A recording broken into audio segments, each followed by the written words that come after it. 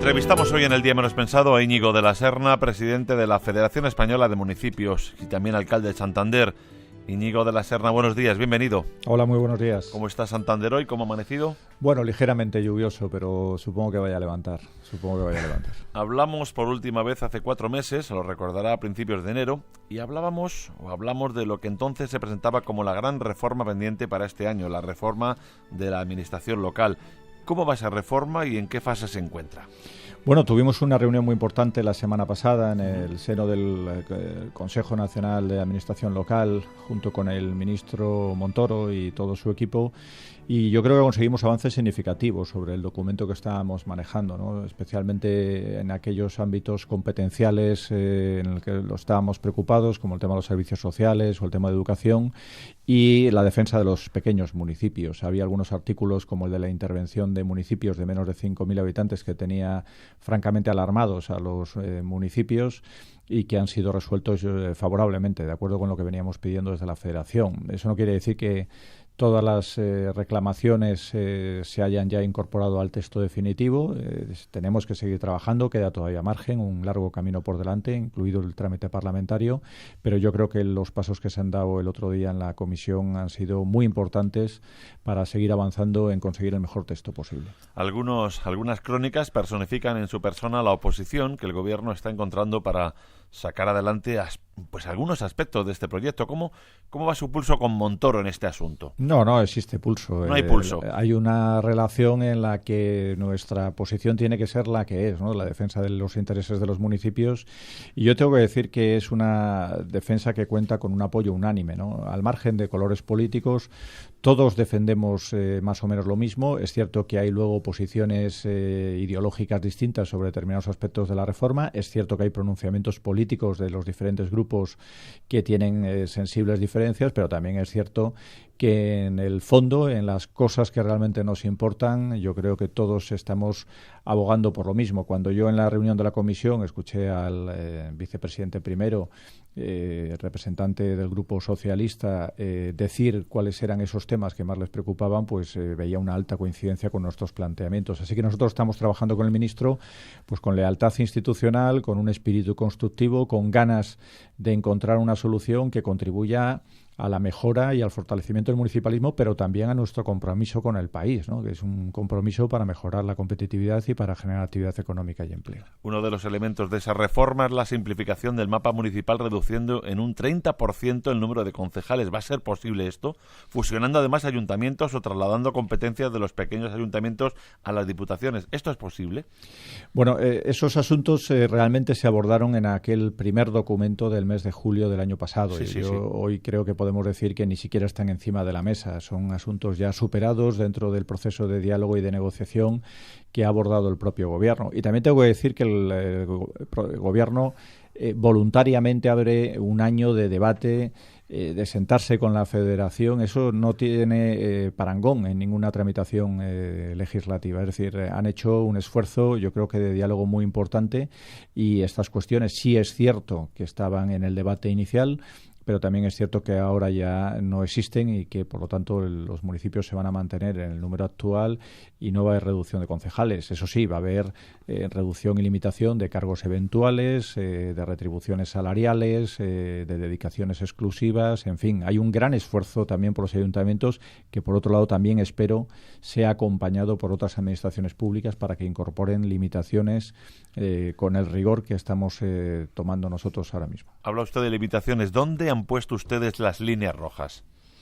Bueno, nosotros lo que hemos defendido siempre es que hay que respetar lo que es la autonomía local, es decir, a la hora de prestar servicios públicos, los ayuntamientos tienen que tener su propia capacidad de gestión. Cuando se ha apostado en algunos momentos de la tramitación de este proceso en, digamos, forzar demasiado la intervención sobre los ayuntamientos, en incrementar el control sobre los ayuntamientos de una manera podríamos decir excesiva, nosotros siempre hemos reclamado la propia autonomía para poder organizarnos, pero siempre hemos estado abiertos a abordar un proceso en el que no solo se clarifiquen las competencias, sino que aumentemos la eficiencia de la gestión pública local. Así que yo creo que tenemos que estar muy orgullosos y además somos la administración que seguimos cumpliendo mejor los objetivos de estabilidad presupuestaria. Hemos cumplido el déficit, holgadamente además, hemos cumplido los niveles de endeudamiento previstos en la Ley de Estabilidad Presupuestaria y además planteamos todavía objetivos mucho más estrictos para los próximos años. ¿Cómo es posible que algún alcalde, y no voy a dar nombres en este momento, que los conocemos, usted y yo conocen, ganan más que el presidente del gobierno,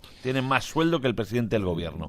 El límite que se pone para los alcaldes a partir de ahora es el del secretario de Estado, no es el del presidente de gobierno ni el del ministro, es el del secretario de Estado, y a partir de ahí hacia abajo. Es decir, en primer lugar, en estos momentos los alcaldes nos vamos a poner una limitación a los sueldos, lo cual no quiere decir que se vaya a subir los sueldos, ni muchísimo menos.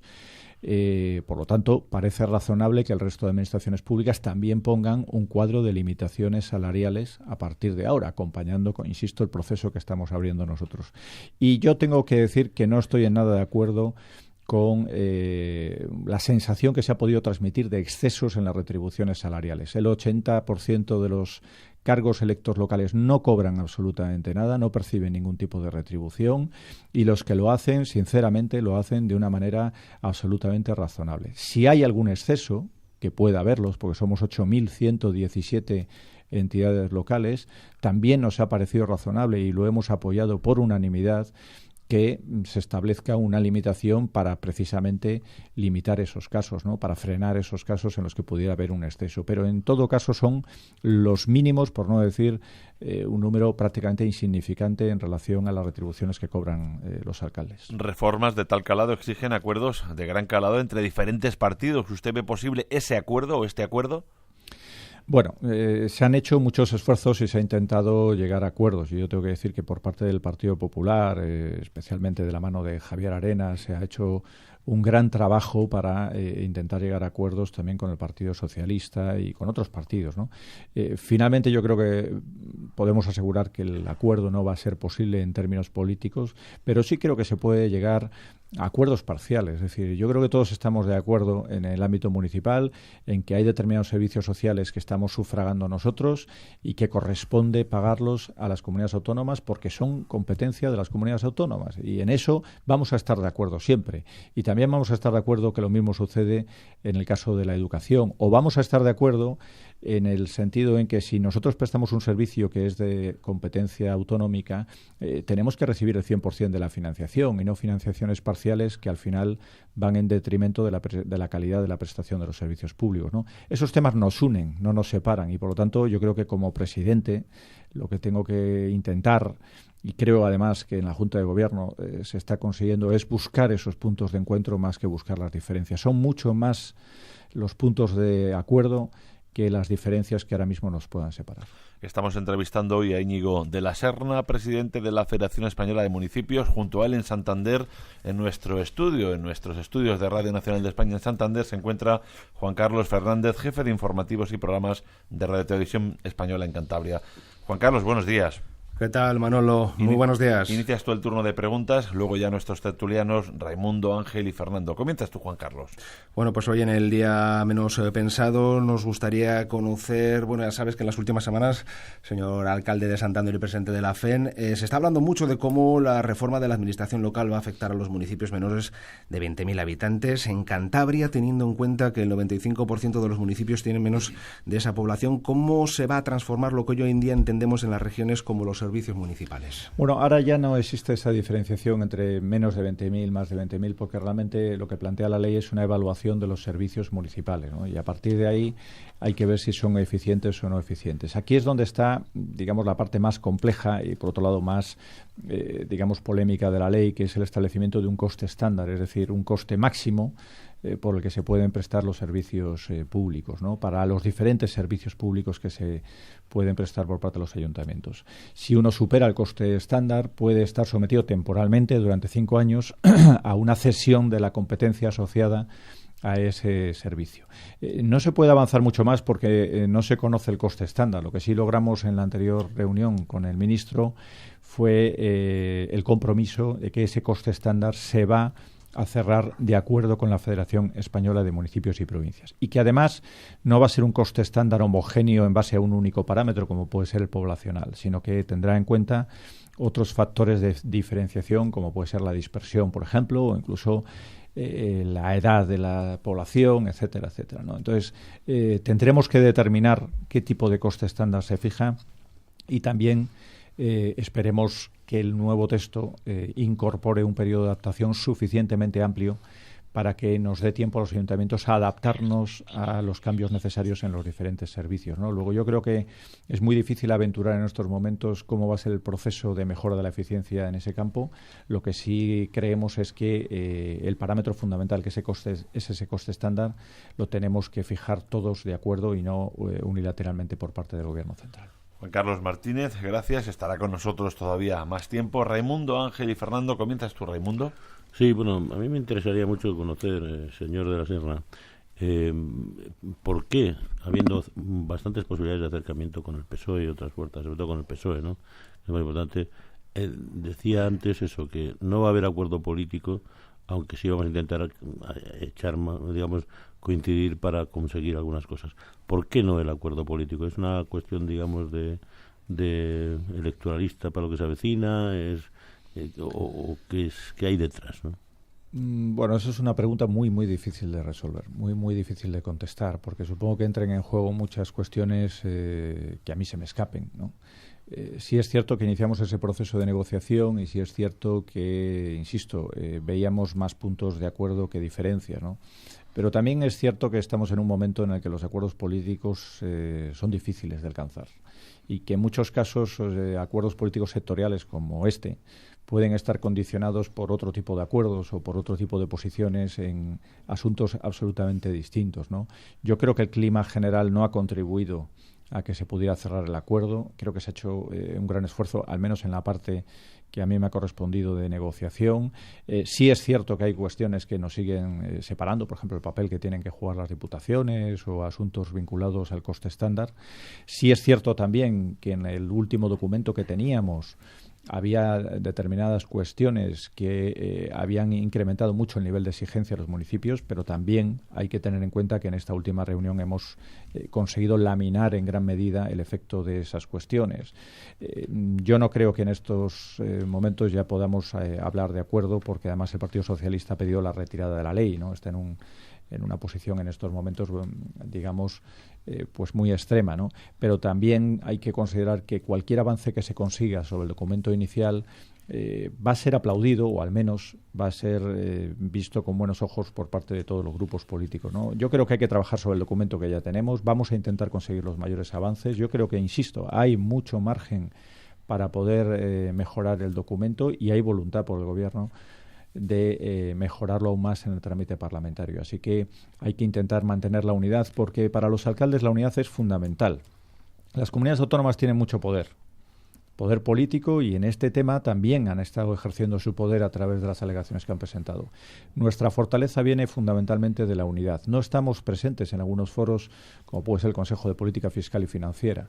Lo que nos da fuerza realmente es el valor de la unidad. Si no, ponerse de acuerdo con 8.117 entidades sería completamente imposible. Así que la Federación tiene que salvaguardar ese valor de la unidad como uno de nuestras grandes armas para poder defender nuestras posiciones. Toca ya fijar el reparto del déficit. Será a mediados de semana en el Consejo de Política Fiscal y Financiera, y eso exige primero el cumplimiento de la petición que cursó el presidente Rajoy a sus dirigentes regionales: generosidad, grandeza y altura de miras.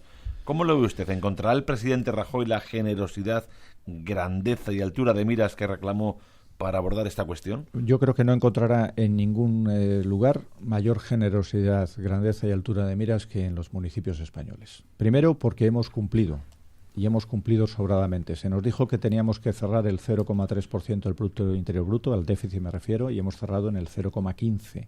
Y hemos rebajado el nivel de endeudamiento en 2.200 millones de euros si descontamos el efecto del plan de pago a proveedores. Segundo, porque para los próximos 3 años nuestro compromiso es de déficit cero, es decir, es mucho más exigente que el de las otras administraciones. Y tercero, porque no habrán oído a ningún alcalde pedir que en este proceso en el que parece que se relaja el déficit por parte de la Comisión Europea a España, y que España traslada esa flexibilidad a las comunidades autónomas. No habrán oído los municipios decir que también se traslade a los ayuntamientos para incrementar el techo del déficit para los próximos 3 años. Y si no lo han oído es porque cerca de 4.000 ayuntamientos han cerrado con superávit este año.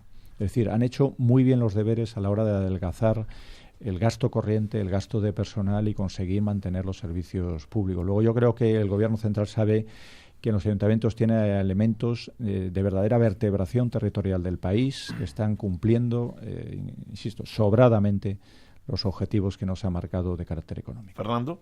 Buenos días. Sí, yo le quería hacer una doble pregunta. Si usted cree que hoy el presidente del Gobierno, en los encuentros que va a tener con los varones regionales, va a conseguir alcanzar una paz interna con el asunto del déficit, y no me resisto a que nos haga una valoración desde su cargo en el partido, o su puesto en el partido, sobre la entrevista con el expresidente del Gobierno, José María Aznar.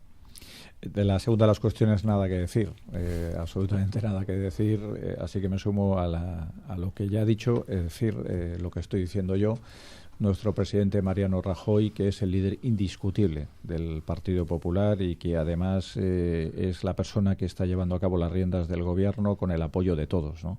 Y el mío, por supuesto, también de manera inquebrantable. En el primero de los casos, pues yo creo que es normal que las comunidades autónomas hagan también valer, bueno, pues lo que ellos consideran que es bueno para sus comunidades autónomas. Eso no quiere decir que no haya paz, quiere decir que hay planteamientos distintos en los que cada uno persigue el mejor beneficio para su comunidad autónoma. Pero también estoy seguro que, independientemente de esas solicitudes que se hagan, que son lógicas, esas solicitudes se pueden plantear desde la lealtad institucional. Y va a haber lealtad institucional, y también estoy convencido que de la reunión de hoy saldrá una posición común, la que tenga que ser, sobre la posición o el posicionamiento que tengan que tener las comunidades autónomas, ¿no? Yo creo que es un proceso normal, abierto por el Gobierno central, favorable a las comunidades autónomas y por lo tanto favorable a los ciudadanos. Ángel Collado.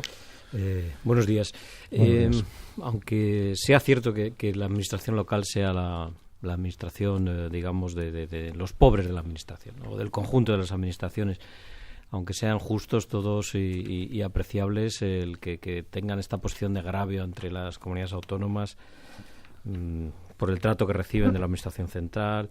De todas formas, ¿en qué medida ha sido el corporativismo uno de los motivos por los cuales se ha alargado durante casi un año la negociación con el Gobierno para hacer la reforma local? Sobre todo, y teniendo en cuenta, antes lo apuntaba Raimundo, es cierto que en esa reacción corporativa tuvo mucho que ver un principio de acuerdo que hubo con el PSOE, que al PSOE le fue vetado precisamente por las presiones de sus alcaldes en Andalucía, donde tienen la mitad de los alcaldes que tienen en España. Bueno, en relación a las comunidades autónomas, hay que entender que si la Administración Central quiere entrar en el funcionamiento de las comunidades autónomas, tiene un grave problema, que es el blindaje que suponen los estatutos de autonomía, ¿no? Sobre todo para cuestiones de carácter competencial, ¿no?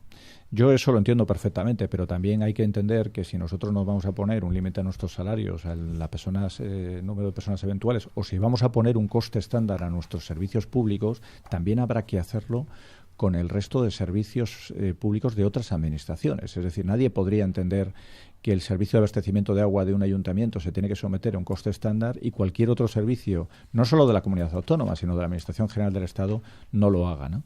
Así que nosotros hemos pedido y hemos exigido, en cierta medida, al Gobierno central que actúe con las comunidades autónomas planteándoles el mismo nivel de exigencia, ni un peldaño más de lo que ahora mismo se está planteando para las corporaciones locales, ¿no? Y eso es lo que estamos reclamando y, en fin, yo creo que el Gobierno central está en la tarea de poder generar un único marco homogéneo de exigencias a todas las administraciones públicas. En cuanto al corporativismo, pues mire, yo de lo que dice el PSOE no le puedo asegurar cuáles son las razones o cuáles no son las razones. El corporativismo entiendo que se refiere al de todas las entidades locales. A los locales, sí, a los alcaldes. Va más realmente con el día a día, con el problema que tenemos en nuestras ciudades que con los partidos políticos. Es decir, cuando nosotros salimos de la reunión de la Junta de Gobierno, en donde, por cierto, siempre las decisiones se han mantenido por unanimidad, siempre las decisiones se han mantenido por unanimidad, luego tenemos que volver a casa y los problemas son los mismos. Tenemos que atender a esa persona que tiene un problema social, tenemos que pagar el dinero que nos cuesta la limpieza de los colegios públicos cuando entendemos que no es nuestra competencia, y todo eso, cuando nos sentamos en una mesa, es lo que realmente nos preocupa, que en definitiva es lo que le preocupa a los ciudadanos, ¿no? Luego uno podrá decir, mire, yo haría que las diputaciones desaparecieran o haría no sé qué cosa, pero yo creo que eso hay que entender lo que queda en la conferencia de prensa, en la rueda de prensa posterior a esas reuniones, y que en las reuniones nos tenemos que centrar en lo que realmente yo creo que nos importa, ¿no? El corporativismo va más con la propia esencia de las entidades locales que con el partido político al que pertenezca. Íñigo de la Serna, presidente de la Federación Española de Municipios.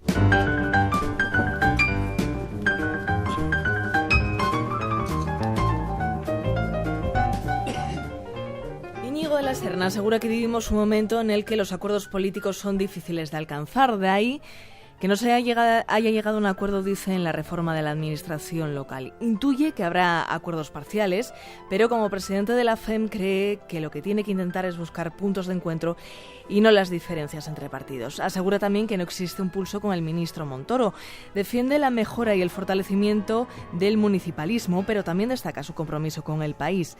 Pide esclarecer las competencias de los ayuntamientos, ya que entiende que hay servicios sociales que pagan los municipios que deberían pagar las comunidades autónomas. Señala que la clave de los municipios está en mantener la unidad y habla de la generosidad y la altura de miras de los ayuntamientos con el objetivo de déficit.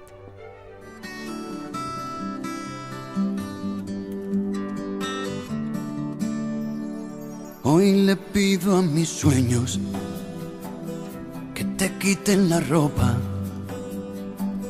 que conviertan en besos todos mis intentos de morderte la boca.